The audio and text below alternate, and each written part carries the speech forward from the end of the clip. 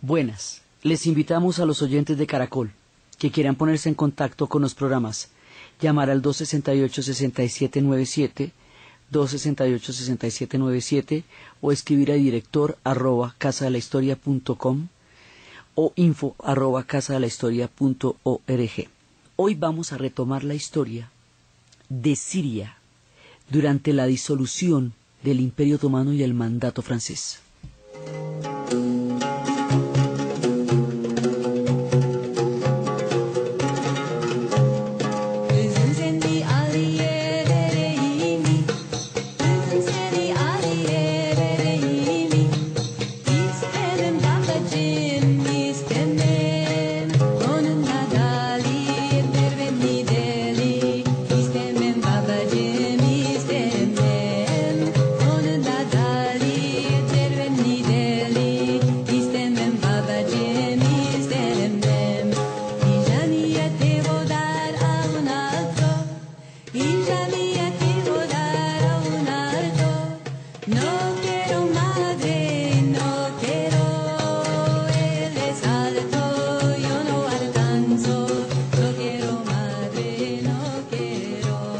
Vamos a tener el capítulo nodal. Hoy es el capítulo donde se originan todos los conflictos que en este momento se dirimen todavía en la trágica situación en la que ahorita están los sirios, porque entre este punto del imperio, la caída del imperio turco otomano y el mandato francés, es donde se van a dar una serie de promesas incumplidas que van a generar una gran cantidad de levantamientos y la conciencia y el nacimiento del nacionalismo árabe. Entonces, resulta que los sirios, una vez que el Imperio Otomano los haya convertido en provincia, ellos duraron desde 1516 hasta 1920 en manos de los otomanos. Sienten que la inspiración puramente árabe del Islam, ellos reivindican que el Islam es árabe porque es en su tierra, en la tierra de los árabes, donde Mahoma habitó, la lengua árabe en la que se hizo el Corán, en la que se escribió el Corán, las costumbres árabes para las cuales se reglamentó y se escribió el Corán, el análisis de esa sociedad, el que fundamenta los versos del Corán. Entonces, el origen puramente árabe del Islam va a ser reivindicado por los pueblos árabes, porque como después los otomanos van a tomar el liderazgo del Islam y lo van a convertir en un Islam turco, en el imperio tan grande y tan enorme que van a ser. Entonces, los árabes reivindican la memoria del carácter árabe del Islam como una de las fuentes que más adelante van a reivindicar en el futuro como una parte importante del nacionalismo y de la pertenencia de ellos a su propia historia, porque de aquí en adelante ellos van a tener su historia invadida por los imperios y por otros pueblos que no son ellos. O sea, hasta la época de los otomanos, los sirios tuvieron lo suyo, pero ellos y todo el Medio Oriente van a quedar primero bajo los otomanos y luego bajo los mandatos europeos. O sea, va a haber mucho tiempo en que estos pueblos van a estar enajenados del control de su propio destino. Se van a convertir en colonias, protectorados, provincias, pero no en estados nacionales, ni en pueblos autónomos ni soberanos. Van a perder la soberanía. La herida de la soberanía perdida va a estar gravitando en la conciencia y en la memoria de estos pueblos hasta nuestros días, hasta cuando en la época de Nasser surja el panarabismo y el acto fundacional, digamos, de la descolonización va a ser la nacionalización del Canal del Suez en 1956, pero para eso falta rato. Entonces vamos a contar por qué se arman esta cantidad de conflictos en esa zona. Primero, es importante saber que Siria, la Gran Siria, en esa época cubría los territorios que hoy corresponden a Siria, Líbano, Jordania, Israel y Palestina. Es decir, toda esa zona en tiempos otomanos era Siria. Entonces formó en una época parte de un gran proyecto que es la Gran Siria. Entonces Siria tiene, de todas maneras, una memoria y un imaginario de una extensión mucho más grande de la que hoy ocupa, siendo Siria un país grande para los tamaños de los países del Medio Oriente. Un poco como hablábamos de Hungría. Cuando Hungría fue muy grande, cuando estábamos en la serie de Europa del Este, y de repente Hungría nos va a quedar en una tercera parte de lo que llegó a ser.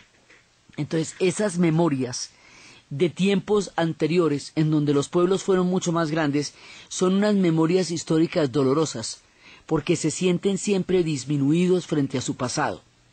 Entonces, existía una gran Siria, y todos estos pueblos en un momento dado fueron parte de ella, de una u otra manera. Entonces, ahora van a empezar los repartos, y lo que va a pasar con esto.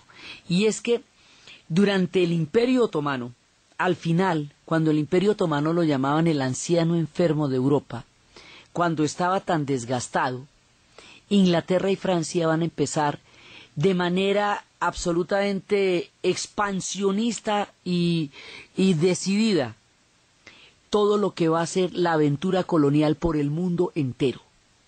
Inglaterra y Francia se van a apoderar de casi todo el planeta menos la América Latina, porque en el siglo XIX nos independizamos nosotros.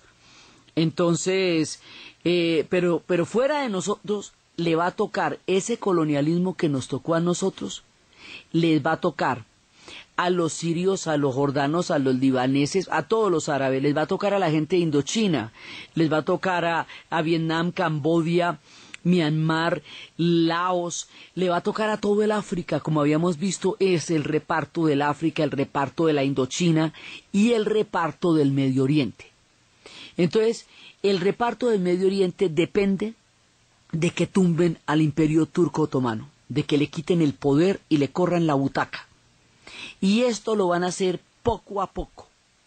Poco a poco quiere decir que todas las rebeliones árabes que se vayan a dar para oponerse al Imperio Turco Otomano van a ser apoyadas por los ingleses y por los franceses como una manera de debilitar al imperio desde las bases.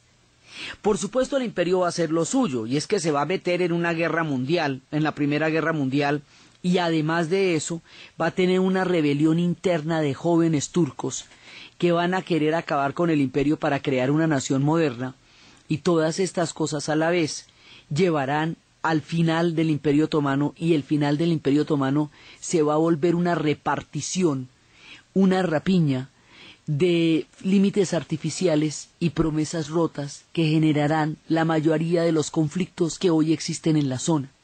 Es decir, los relevos entre imperios y los repartos coloniales van a generar los conflictos que hoy aquejan a todos estos pueblos. Ahí hay una técnica de cera perdida, porque estos conflictos los armaron las potencias y los imperios, y ahora queda como que esos pueblos no se pudieran gobernar solos y no pudieran sino enfrentarse los unos con los otros, cuando fueron esas reparticiones las que originaron los conflictos que hoy se están dando. Entonces se llama la cera perdida porque en escultura se hace una cera y luego se pone el bronce encima. La cera se derrite por toda el calor del bronce y no aparece que esa fue la que le dio la forma. La cera perdida es el reparto colonial, y es una mano que queda invisible frente a los conflictos que hoy día tienen. Y cuando llegan todo este montón de migraciones a Europa, las migraciones que están llegando a Europa son el resultado del reparto del África, de la repartición del Imperio Turco Otomano, de la repartición de Indochina, de todos los pueblos que fueron anexados, repartidos, bajo la expansión de Inglaterra y Francia durante el siglo XIX, y que hoy, después de que sus economías sufrieron todo ese tiempo de colonialismo, se vierten hacia esos pueblos cuya riqueza se derivó en buena parte también de todo lo que ellos derivaron de los repartos y de los dominios sobre estos pueblos durante todo el siglo XIX. Es la reversa de la marea. Pero para eso hay que entender el principio de la película. Y el principio de la película es el reparto del Imperio Turco Otomano y el mandato francés. En este momento va a surgir dentro de la idea de apoyar a las rebeliones árabes para debilitar el Imperio Otomano, para podérselo repartir. ¿Por qué se lo quieren repartir? Porque es que se ha tomado una decisión tan importante. Churchill ha tomado la decisión de cambiar la fuente energética del Imperio Británico y van a pasar del carbón al petróleo, y el petróleo está en el Medio Oriente. Por lo tanto, el Medio Oriente debe estar en manos de Inglaterra y Francia y de las grandes compañías petroleras que están surgiendo, y para eso necesitan que el Imperio Turco Otomano se desmembre. Por lo tanto, desarticular el Imperio Otomano se vuelve un propósito, y entre otras cosas porque es que también por la misma característica de la zona, ese es el paso hacia la India, y para los ingleses el paso hacia la India era absolutamente vital. Entonces hay un montón de razones por las cuales necesitan que este imperio se caiga, y empiezan a patrocinar todo lo que lo debilite. Patrocinando todo lo que lo debilite, va a surgir una figura mítica, una figura que en la historia va a quedar con toda una aureola, un inglés que se va a ir a pelear con los árabes, que va a ser un gran líder entre ellos, que los va a entrenar militarmente y que va a entregar su corazón al mundo árabe. Ese inglés se llama Lawrence de Arabia. Esta historia de Lawrence de Arabia, basado en los libros de los 7 pilares de la sabiduría, va a ser llevada al cine por Hollywood y va a ser interpretada por uno de los actores más grandes de toda la historia, en una de las actuaciones más imponentes de las que se tenga noticia en la historia del cine. El actor que interpretaría a Lawrence de Arabia en la película, que dura 4 horas y que se ganó un montón de Óscares, se llamaba Peter O'Toole y murió la semana pasada. Este personaje, junto con Omar Sharif y con Anthony Quinn, 3 grandes de la escena de Hollywood, recrean esa historia, y con Alec Guinness, del momento en que los árabes van a triunfar, van a ganar y van a precipitar con esa victoria la caída del Imperio Otomano, pero también que al mismo tiempo se va a presentar el reparto mediante un tratado secreto, lo que va a hacer que la victoria que se ganaron en justa ley no la puedan disfrutar en términos de soberanía. La historia de Lawrence de Arabia y la historia del desierto y la toma del Golfo de Aqaba es una epopeya histórica, y de eso harían una epopeya cinematográfica. Entonces vamos a escuchar la banda sonora, uno de los íconos de esta película, y a recordar la figura de Peter O'Toole, interpretando a Lawrence de Arabia en esta crucial coyuntura de la historia del Medio Oriente.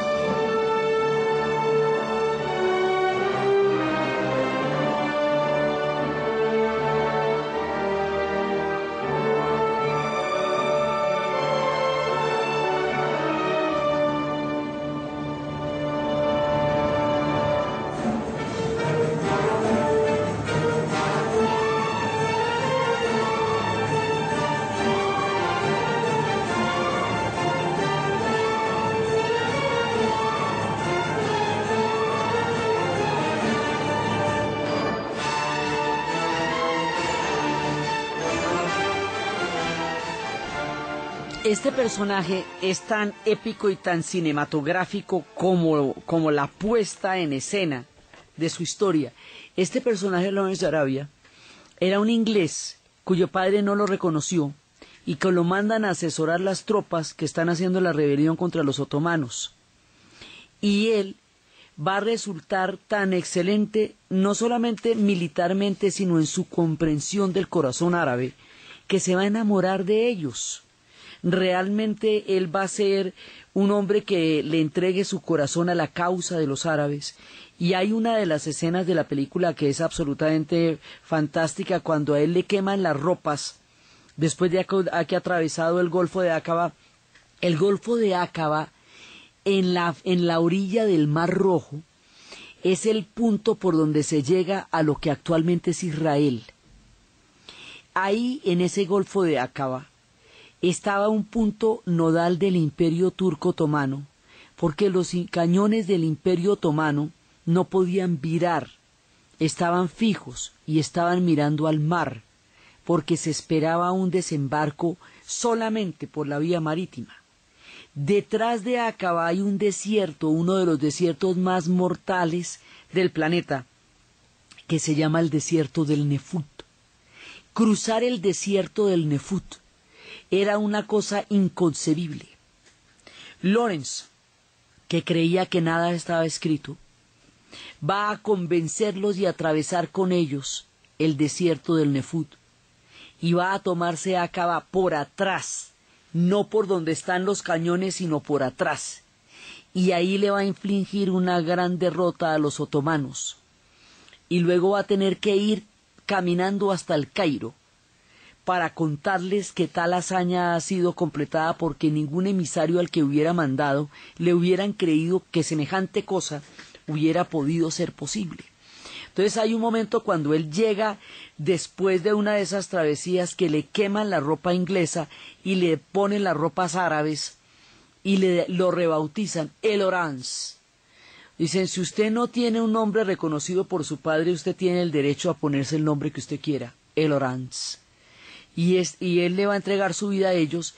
La escena cuando llega al Cairo con uno de los muchachos con los que atravesó el desierto, el otro murió en una de esas arenas movedizas, lo tratan como si fuera un hombre loco porque llega totalmente vestido con estas ropas árabes, y cuando va y le cuenta al general Allenby lo que hizo, todos lo reciben de pie a la salida en el club de oficiales en el Cairo, porque lo que acababa de hacer no era ni siquiera imaginable. Este hombre, que es un héroe, este hombre durmió en Alepo. En los hoteles de Alepo están todas las huellas todas las huellas de lo que fue su paso por esta zona. Este personaje, cuando ya está a punto de sellarse la independencia, cuando ya han triunfado militarmente, cuando él y los árabes van a lograr el triunfo de su gran revuelta, los árabes le dicen a él, usted nos puede decir con toda seguridad que los ingleses y los franceses no tienen intereses en nuestro territorio. Y él dice que sí lo puede decir. Y mientras él afirma esta promesa, ingleses y franceses debajo de la mesa hacen un tratado secreto, el tratado de Sykes-Picot. Ese tratado secreto se reparte lo que es la Palestina y la Mesopotamia entre Inglaterra y Francia. Es decir, hay una tradición histórica sobre la mesa frente a las cosas que están ocurriendo en el campo de batalla. Y de eso no se va a enterar Lawrence, porque a él no le cuentan, sino hasta cuando vuelve. Y por otra parte, el tema de los árabes para poderse unir frente a la amenaza del colonialismo franco-británico era muy difícil, porque ellos no tenían una concepción de Estado nacional. Su mundo era un mundo tribal.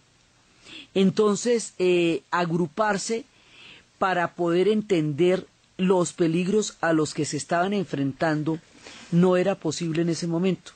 Cuando Lawrence entiende que no puede lograr una unidad árabe lo suficientemente sólida para que puedan enfrentar la amenaza del colonialismo franco-británico, y que ha sido traicionado por su propio gobierno y por su propio, digamos, por aquellos que lo mandaron, se monta en una moto y se mata. Y la película empieza con el entierro de él, con la moto en la que se mata y el entierro de él, y todas las personalidades de los más diversos orígenes acudiendo al entierro de un hombre que era increíblemente polémico.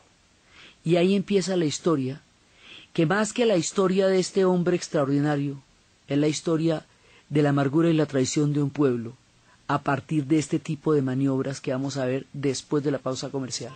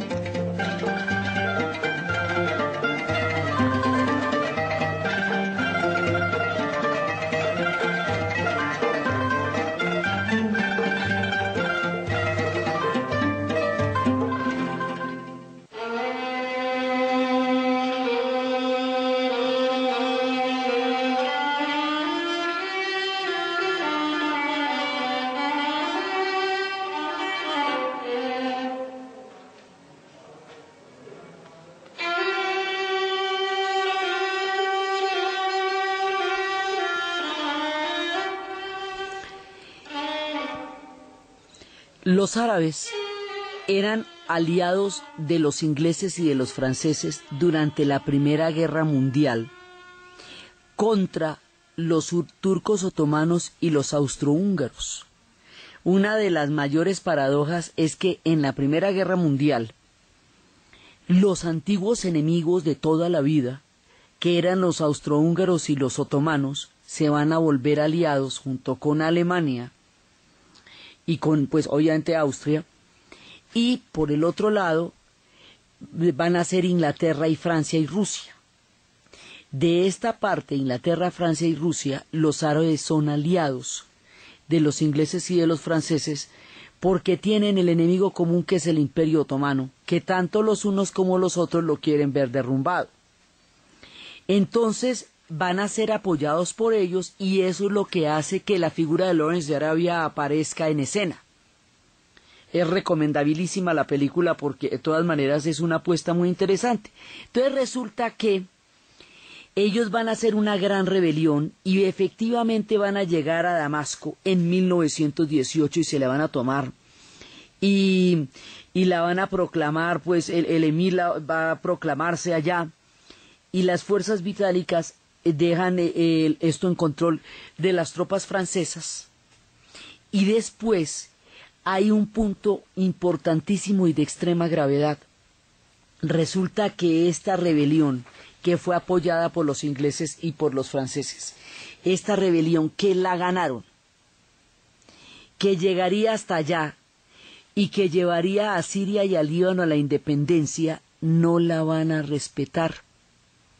Porque es cuando les digo, se hizo un tratado secreto, y ese tratado secreto que se hizo a espaldas de los pueblos que estaban apoyándolos y a los que ellos estaban apoyando, hacía que pasaran de ser una provincia del Imperio Turco Otomano a protectorados de franceses y de ingleses. Les hicieron conejo con la independencia, se las tumbaron. Y es como si nosotros, después de haber hecho semejante gesta tan absolutamente grandota que nos hicimos para sacar a España de acá, después nos hubiera resultado Inglaterra o Francia o los dos con el cuento de que pues sí que muy bonito, pero que ahora en adelante pasábamos a ser súbditos del Imperio Británico o un protectorado del Imperio Británico después de haber hecho semejante vuelta tan grande. Entonces, ellos que pelearon y ganaron esa independencia en Francalí la van a disfrutar muy poco tiempo porque ya fueron repartidos en secreto.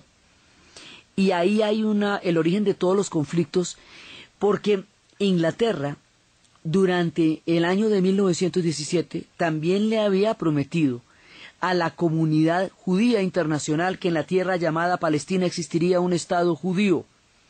Esa es la decisión Balfour.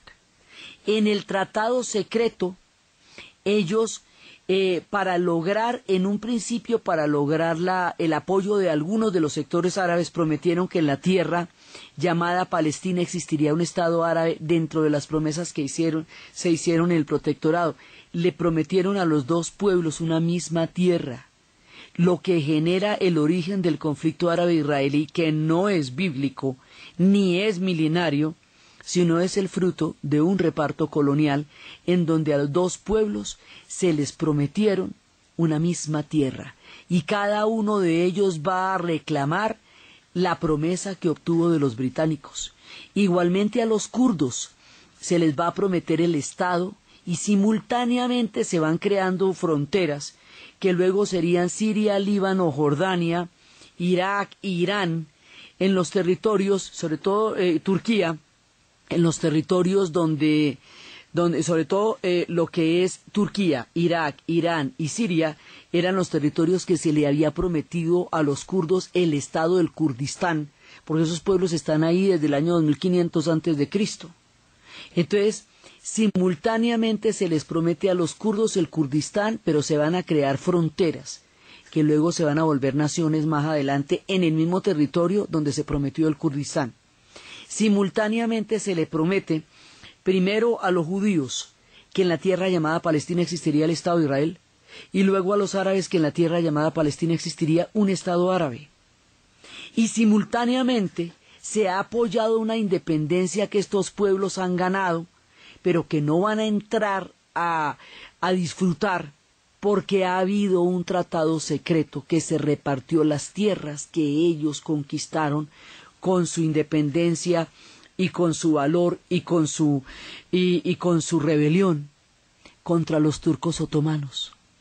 El imperio turco otomano se va a despedazar, y hay un momento en que lo van a hacer de almuerzo, y cuando ya le tienen totalmente repartido, va a surgir una figura del fondo de la olla donde ya tenían cocinado el sancocho, que se llama Mustafa Kemal Pasha Atatürk.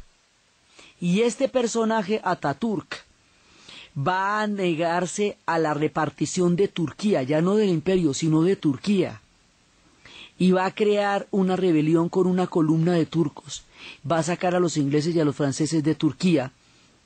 Va a romper el antiguo imperio otomano. Va a modernizar a Turquía y la va a convertir en un país que se enrumbe hacia Europa y hacia el siglo XX, y no hacia un imperio que hacía mucho tiempo había perdido toda su fuerza. Todas estas cosas se van a dar en un mismo periodo de tiempo, en muy pocos años de diferencia, y de ahí surgen una gran cantidad de conflictos. Turquía hoy es un país independiente, y logró por lo menos salvar a Turquía de todo lo que había sido antes el gran imperio turco otomano. Pero los límites que se van a establecer en Siria, Líbano y Jordania son límites artificiales, por un lado determinados por las petroleras, que desde antes de que estas batallas se hubieran ganado ya habían repartido contratos en el área, que es esa famosa historia de Calcus Gulbenkian, cuando se están repartiendo el imperio turco otomano, que dice cuáles son los límites del imperio, y él lo señala con un lápiz rojo y dice, estos, y de lo que saquen de ahí me van a dar el 5%. Entonces, las grandes petroleras se van apoderando de la zona, y los límites en última se van a terminar estableciendo en gran medida por los yacimientos. Por el otro lado, hay en el Líbano un grupo cristiano de los antiguos, de San Marón, que luego serán los maronitas, que van a tener un gran apoyo de Francia, porque ese es su origen también, y que van a tener el apoyo de Roma, porque a diferencia de todas las demás iglesias cristianas, esta no es ortodoxa, sino que reconoce a Roma. El reconocimiento de esta iglesia a Roma hace que sus lazos con Francia sean muy fuertes. En estas épocas de reparto, esos lazos se van a traducir en la creación del Líbano como país. Y esto, digamos, y donde los cristianos van a tener una gran posibilidad económica, y van a tener gobernantes cristianos que de todas maneras sean aprobados por los franceses. Los ingleses se retiran de la zona de Líbano y de Siria y se quedan con la zona de Israel y Palestina, que es donde van a hacer las promesas a los dos pueblos de una misma tierra. Entonces se crea el Líbano. Entonces mire cómo se va desmembrando la Siria. Entonces, al crearse el Líbano, que es, digamos, una raíz europea, una raíz en Roma y una de las diferentes composiciones religiosas de la complejidad del Líbano, pero que le da al Líbano de todas maneras la existencia como país. Porque dentro de la Gran Siria no existía específicamente el Líbano y va a existir de ahora en adelante, por un lado. Por el otro lado, con la doble promesa, más adelante, esa doble promesa va a llevar a una serie de guerras que más adelante, después del horror del Holocausto y de la tragedia del pueblo judío hundiéndose en los mares por no tener a dónde atracar, va a llevar a la creación del Estado de Israel y también va a llevar al conflicto con Palestina. Entonces, y Jordania va a salir de todos estos límites, es decir, esa Gran Siria, de donde partimos al comienzo de este programa, se va a convertir en un montón de territorios que van a estar determinados originalmente por los repartos coloniales, por las dobles promesas, por los tratados secretos, por la traición a su independencia. Y a ese periodo lo vamos a conocer con el nombre de el mandato francés.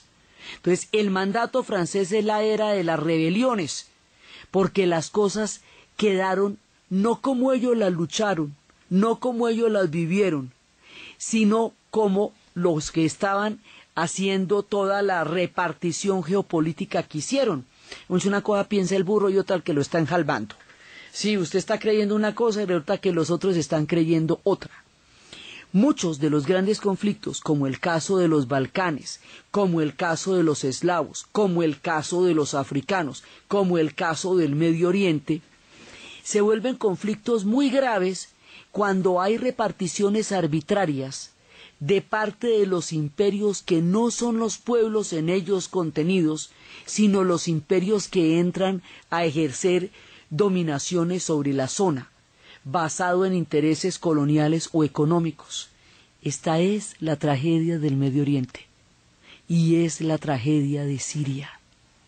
Entonces Siria, junto con todos los demás pueblos, entra en el reparto y al entrar en el reparto entra en las condiciones de los otros y no en las condiciones suyas. Y así van sintiendo que durante toda la época del mandato francés es una época de grandes rebeliones, y además es una época de promesas rotas porque dicen que les van a dar una independencia, van a sofocar rebeliones armadas en 1920, entre 1925 y 1927, y después en 1938 les dicen que les van a dar una independencia sustancial, pero después dicen que no. Francia dice que la zona es de demasiada importancia estratégica como para cumplir con la promesa de una independencia sustancial. A todas estas, Antioquía, que también formaba parte de Siria, va a quedar en parte de Turquía. Entonces, a ellos les van quitando territorio y esos territorios se van volviendo otros países. Y esa memoria de la Gran Siria, que fue repartida por este orden mundial, es una memoria muy poderosa entre el pueblo sirio. Ellos tienen problemas con los turcos otomanos porque les quitaron la supremacía del Islam, que la habían tenido ellos en primera instancia como omeyas, como Damasco. Tienen problemas con los franceses porque les quitaron la independencia que se habían ganado y lo hicieron con el aval y la participación de los ingleses.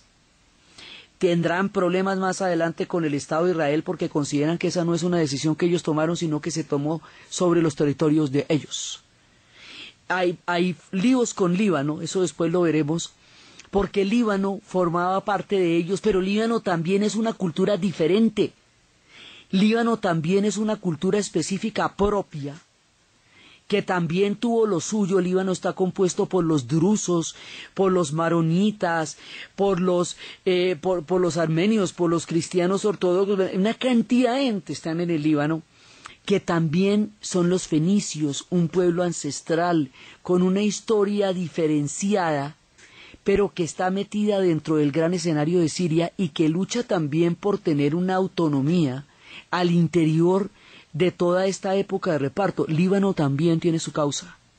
Y el hecho de que Líbano tenga su causa y que haya habido masacres entre maronitas de maronitas por parte de los drusos en el siglo XIX y que más adelante en el siglo XX, durante los años de la guerra civil, cambian las cosas y sean los drusos los que van a ser masacrados.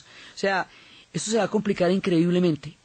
En las complicaciones de estas guerras, en las rebeliones, en los repartos, en todo el tema del Imperio Otomano cayendo y de los ingleses y de los franceses repartiéndose la zona, es donde se van a crear escenarios sumamente dolorosos para gente que había vivido aquí desde que el mundo es mundo, porque bien antiguos son, y esos escenarios dolorosos van a ser el origen de la gran migración de los sirios, de los libaneses, de los jordanos, de los palestinos a América y particularmente a Colombia y al Brasil, y van a llegar a la costa atlántica por Barranquilla y van a crear una cultura y un mundo en este país y nos van a dar toda la riqueza de la civilización que traen detrás,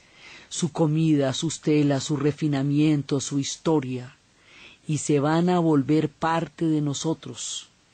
Para nosotros son otomanos porque venían, son turcos porque venían con el pasaporte del Imperio Turco Otomano.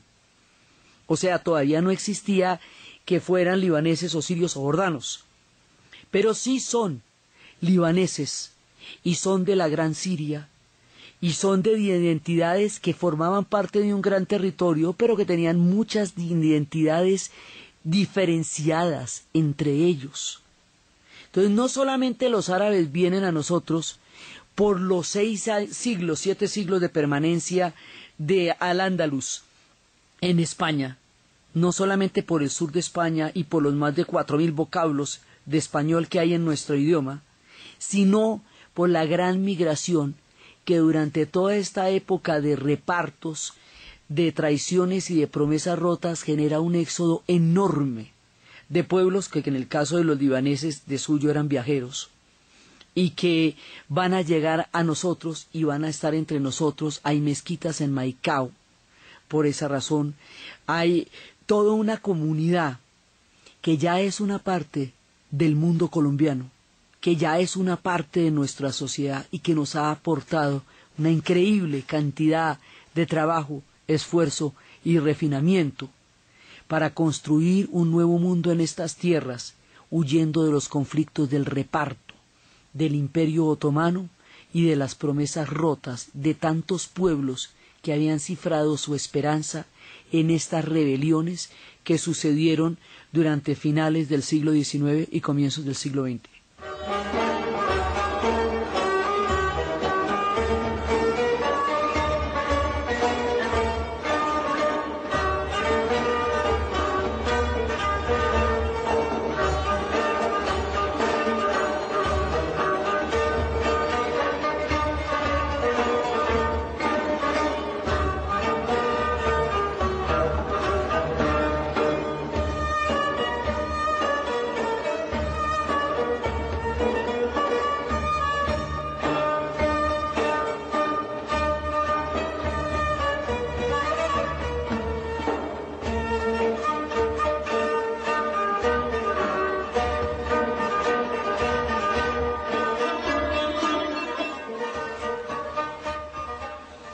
La historia de Siria en este escenario va a estar plagada de rebeliones y va a haber unas rebeliones muy grandes que van a tomar casi toda la zona y va a haber rebeliones que van a llegar a poner en jaque a los franceses. Una y otra vez habrá rebeliones, pero entonces habrá, y mientras tanto también los territorios se van perdiendo. Ya con la repartición estamos diciendo que lo que era Antioquía, lo van a llamar Alexandreta, va a quedar del lado de del lado de Turquía y se quedó del lado de Turquía. Eso le va a dar a la Gran Siria un pedacito chiquito de salida al mar, una ciudad que se llama Latakia. Pero es una franja muy pequeña, al lado de todo lo que era el mar de los sirios antes. Es muy importante entender todo lo que los sirios han sufrido para poder entender la fuerza de su nacionalismo y el poder de sus reivindicaciones históricas en las épocas recientes, porque si uno no entiende esto, no entiende por qué reivindican eso ahora. Generalmente las noticias que tienen que ver con el Medio Oriente no tienen mayor análisis, sino muchísima descripción del conflicto mismo, pero de dónde vienen esos, por qué estaban allá, qué estaban haciendo durante toda la época del mandato francés. El mandato francés es la incubación del conflicto, porque el mandato francés no tendría por qué haber existido si ellos ya hicieron su independencia, ya la habían ganado y ya la habían peleado. Entonces ellos consideran que todo ese tiempo que están bajo el mandato francés es un tiempo perdido de la construcción de una independencia y de un país que ellos ya habían peleado. Mucha vuelta ya la habían hecho. Y resulta que no se las dejaron completar cuando ya la tenían lista y ya la habían acabado. Por eso es que el panarabismo va a surgir como una conciencia histórica de todos estos pueblos bajo el mandato francés.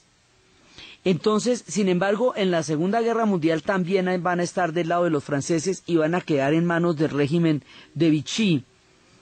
Y las fuerzas de la Inglaterra libre, pues van a invadir, o sea, de británicas y de la Francia libre, van a invadir y a ocupar Siria en el 41.